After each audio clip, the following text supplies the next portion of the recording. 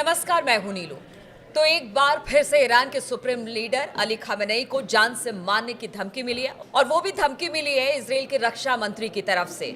जब वहां पर नेतन्याहू मौजूद थे उस दौरान अली खामेनेई को जान से मारने की धमकी दी गई है।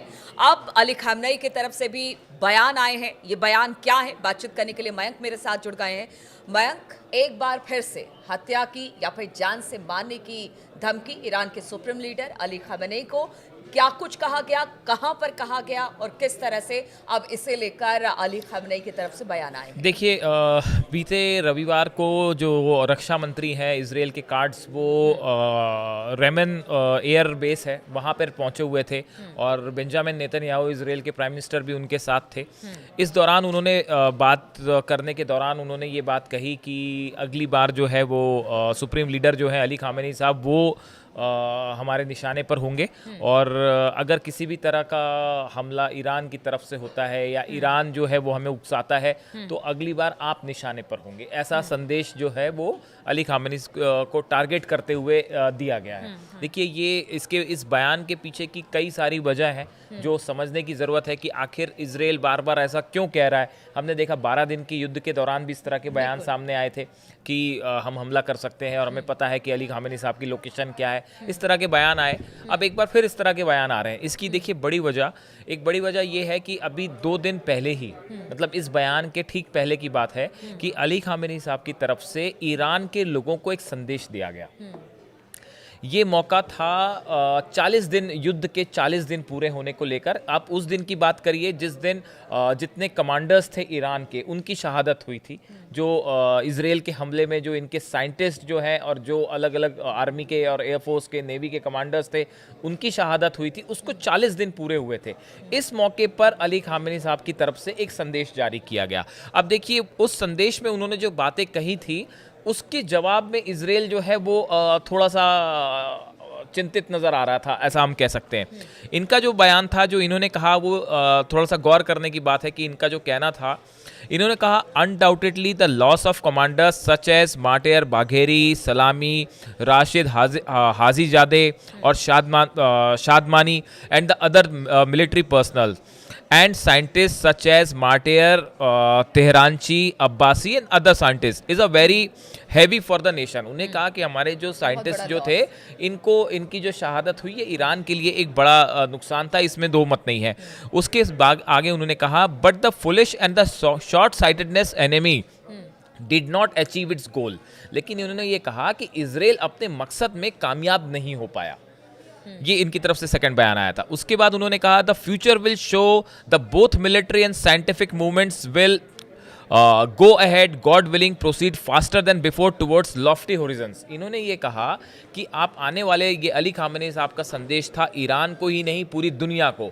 उन्होंने कहा कि आप देखेंगे कि आने वाले समय में ईरान न सिर्फ साइंस के क्षेत्र में, टेक्नोलॉजी के क्षेत्र में, स्पेस में, मिलिट्री में, ओवरऑल हर डिपार्टमेंट में ईरान अब तेजी से तरक्की करेगा और पहले के मुकाबले ज़्यादा तरक्की करेगा। देखिए, हमने अपने पिछले वीडियोस में आपको ये बताने की कोशिश की कि इस 12 दिनों के युद्ध के बाद कैसे हर क्षेत्र में जो है वो तेज़ी से ईरान जो है वो आगे बढ़ रहा है, चाहे वो स्पेस प्रोग्राम हो, चाहे मिलिट्री हो, चाहे मिसाइल हो, चाहे हथियार जुटाना हो, एयर डिफेंस हो, हर क्षेत्र में ईरान तेजी से तरक्की कर रहा है। और यही बात अगर अली खामेनेई साहब की बात की जाए, उन्होंने पहले ही कहा था कि देखिए, ये हम मान के चलते कि हमारे बहुत सारे वैज्ञानिक हो या हमारे सोल्जर्स हो मारे गए हैं, लेकिन हम किसी तरह से पीछे झुकने को तैयार नहीं है और खासतौर परमाणु कार्यक्रम को लेकर उन्होंने कहा कि किसी तरह का कोई समझौता नहीं होगा। देखिए, और विकास के रास्ते पर ईरान आगे बढ़ेगा। एग्जैक्टली। और इसी बयान का जो अगला हिस्सा है, पहली बात तो देखिए, इन्होंने बताया कि ईरान जो है वो अब आगे तेजी से बढ़ेगा, हम बिल्कुल नहीं रुकेंगे।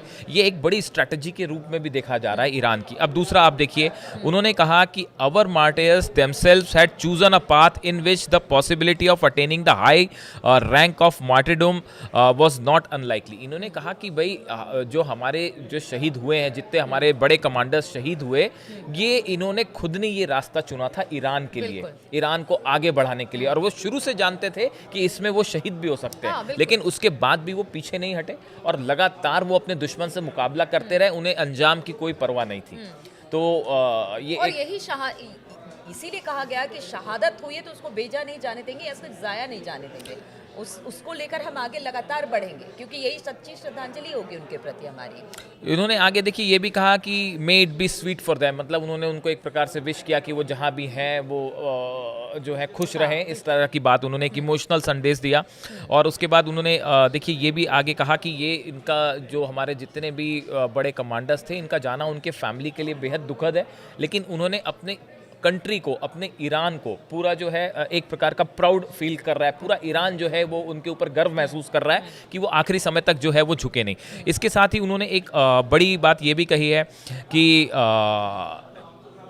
किसी भी तरह से, किसी भी दबाव में, ये बात हम शुरू से कह रहे हैं, एक बार फिर उन्होंने ये बात दोहराई है कि किसी भी फील्ड में, किसी भी दबाव में आके ईरान कोई कदम नहीं उठाएगा, चाहे वो अमेरिका की तरफ से दबाव हो, चाहे इजराइल की तरफ से। की कोशिश रक्षा मंत्री की तरफ से इजराइल और की गई बिल्कुल। और इसके साथ ही एक बड़ा बयान उनकी तरफ से ये भी आया, उन्होंने हर ईरान के नागरिक को 7 ड्यूटीज कह लें आपको 7 जिम्मेदारी दी है कि आप इसे पूरा करें। ये बड़ा इंटरेस्टिंग है। उन्होंने कहा है कि आप नेशनल यूनिटी को मेंटेन करें, आप जो है साइंस और टेक्नोलॉजी को तेजी से आगे बढ़ाने की कोशिश करें, आप ईरान की जो डिग्निटी है, जो सम्मान है, उसको बरकरार रखने की कोशिश करें, जो डिफेंस कैपेबिलिटी है, रक्षा का क्षेत्र है, यहाँ पे ईरान को मजबूत करने की कोशिश करें, और गवर्नमेंट सरकार की जो इफिशियंसी है आप उसको बढ़ाएं, उसको मदद करें। और स्पिरिचुअल गाइडेंस जो आपका एक जो इस्लाम भी सिखाता है कि एक स्पिरिचुअल गाइडेंस के साथ आप अपने मार्ग की तरफ, अपनी दिशा की तरफ आगे बढ़ें, उन्होंने उसका भी संदेश दिया। और जो रेवोल्यूशन थी ईरान की, उसके नियमों को, उसके सिद्धांतों का पालन करें। तो ये एक प्रकार से देखिए ये बड़ा मैसेज था इस 12 दिन की जंग के बाद। बड़े डिटेल में उन्होंने ईरान के कि आप बूस्ट भी होते हो, आप उत्साहित होते हो कि जब बड़ा नेता को इस तरह से कह रहा है तो आप उसको फॉलो भी करते हो। एक तरह से उत्साह बढ़ाने वाली ये चीजें थी। और आखिरी बात उन्होंने जो कहे कि Iran will by God's grace grow stronger by day God willing. उन्होंने कहा कि ईरान जो है अल्लाह की जो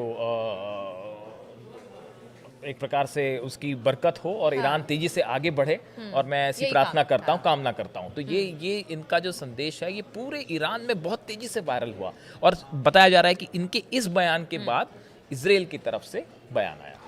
बिल्कुल। तो ईरान के सुप्रीम लीडर अली खामनेई ने जो बातें कही हैं उसको लेकर अब देखिए इजराइल की तरफ से भले हत्या की धमकी दी जा रही हो, लेकिन अली खामनेई का कहना है और ईरान वासियों का कहना है कि वो किसी तरह से धमकी को बहुत सीरियसली नहीं लेते हैं। वो लगातार ईरान की तरक्की के बारे में सोचते हैं, और खास तौर पर परमाणु कार्यक्रम को लेकर जिस तरह से चौतरफा दबाव है उसको भी वो झेलने को तैयार नहीं है। चलिए इसी के साथ इस चर्चा में बस इतना ही। आप लोगों का हमारे साथ जुड़ने के लिए बहुत बहुत शुक्रिया।